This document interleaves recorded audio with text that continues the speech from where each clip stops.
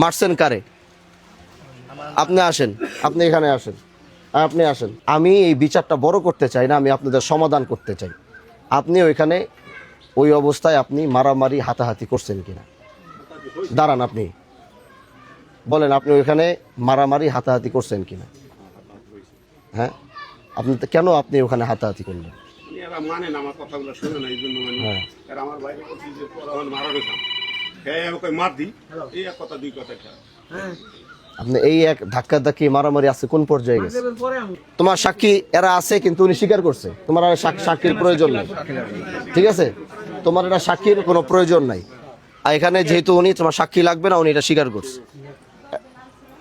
দাঁড়ান, আপনার লাগবে না 10 জন। উনি, আমি এইটাই চাইছি, আমার সাক্ষী দরকার নাই। যে অপরাধ করছে সে স্বীকার করুক যে আমি অপরাধ করছি। তাহলে এই অপরাধ যদি সে স্বীকার করে, তখন তার শাস্তিটা কি কিছুটা হইলেও হালকা হয়, নমনীয় হয়, কমা যায়। এবার আপনি বলেন, আপনাকে আমি কি শাস্তি দিব? কি শাস্তি আপনি মানতে পারবেন বলেন? দাঁড়ান দাঁড়ান, বসেন না, দাঁড়ান। আপনাদের কাছে বিচার কে সামনে দিলে করে এই মানি হ্যাঁ, আপনারা কি শাস্তি দিলে আপনি মানবেন বলেন? আপনি তো অপরাধ করছেন, আমি তো আপনার একবারে ছাইরাও দিতে পারি না।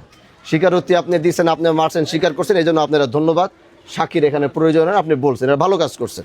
এটা সমাজে সবার সামনে আপনি স্বীকার করছেন, এটা শাস্তি আপনার কিছুটা নমনীয় হয়েছে, কমে গেছে। এখন আপনি আমাকে বলেন যে আমি এখানে কি করতে পারি আপনার জন্য?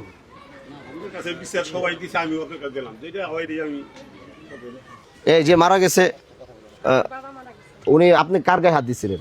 মার গায়ে। আর মা কই? মা কই? আপনি আপনার গায়ে হাত দিছে। এখন এটার একটা সুষ্ঠু, একটা সুন্দর সমাধান এখানে কি দিয়ে দিতে? মানুষের একটা সম্মান, একটা ইজ্জতের বিষয় আছে। আমি আগেই বলছি, আমার বিচার হচ্ছে ইনসাফের বিচার। কারণ আমার বিচারের ভিতরে কোনো ধরনের কোনো অন্যায় ছিল না। এবং 1 পয়সা গত 1.5 বছর বিচার করছি, 1 পয়সা কেউ বলতে পারবে না যে আমার বিচার ব্যবস্থার ভিতরে কেউ 1 পয়সা কেউ দিতে পারছে। এমনকি কেউ টাকা দেওয়ার মতো মানে বলবে, এই সাহসটাও কোনোদিন কেউ পায়নি। এজন্য প্রিয় ভাইরা আমার, আমি বিচার ব্যবস্থায় ব্যালেন্স করতে গেলে, উনি একজন মুরব্বী মানুষ, সন্তানরা দাঁড়ায় রয়েছে, এই এলাকায় বসবাস করবে। আমি চাই না তার ইজ্জত, তার সম্মান, তার মর্যাদায় কোনো আঘাত আসুক। কারণ সমাজে সবাই, গ্রামের মানুষ একটু ব্যতিক্রম হয়। কারো কোনো কিছু করলে এটা নিয়ে খুব লালালালি করে, বাজারে নিয়ে খুব কথাবার্তা হয়।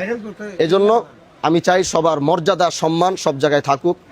এজন্য আজকের এই বিচার ব্যবস্থার ভিতরে আমি যে ফায়সালা করব, সেই ফায়সালা উভয় পক্ষ আপনাদের মানার মতো সেই হিম্মত আছে? বলেন, আগে বলেন, আপনারা কি আমার বিচার মানার, হ্যাঁ, জানতে রাজি আছেন? এবার আপনারা বলেন, আমি যে বিচার করব, সেই বিচার আমার প্রতি আস্থা, ভরসা এবং সেই বিশ্বাস আপনাদের আছে? আপনি বলেন, যেই বিচার যে যা করব সেই রায়ের উপর আপনি সম্পূর্ণ সহমত পোষণ করতে পারবেন? ওনারা এবং আপনারা আজকের এই বিচারে ফায়সালার পরে কেউ কারো উপর আর একটা উহা শব্দও করতে পারবে না। যদি কেউ উহা শব্দ করে, থানা প্রশাসন সব কিছু কিন্তু আমার নলেজে আছে, আমার কন্ট্রোলে আছে, এটা মাথায় রাখতে হবে। তাহলে কিন্তু আমি সর্বোচ্চ ব্যবস্থা গ্রহণ করব। যেই বিচার আমি এখান থেকে যাওয়ার পরে এটা নিয়ে দ্বিতীয়বার যদি একটা শব্দ হয়, এই শব্দের জন্য আমি পুরো এলাকায় কিন্তু আগুন ধরাই দিব আমি।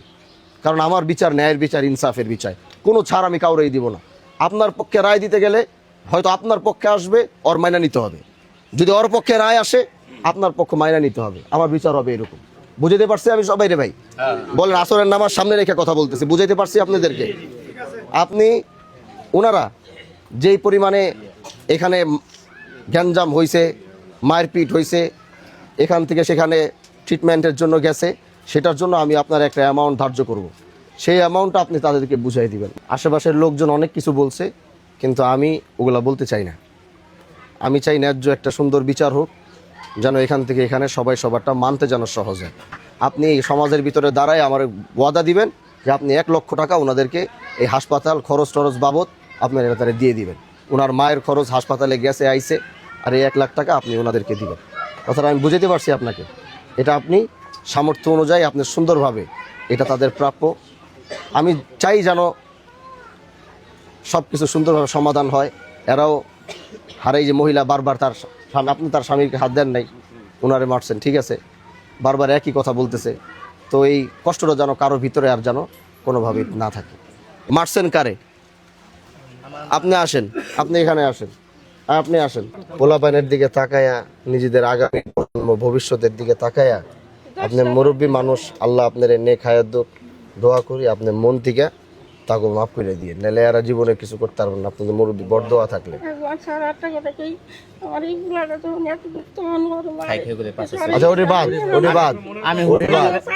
আচ্ছা এখন কি আপনারা সবাই সবার জায়গায় নিরাপদ থাকবেন, সব দিক কি করা লাগবে মন থেকে তাহলে মাফ করে দিয়ে, ঠিক আছে? হ্যাঁ, কি কিছু বুঝছেন?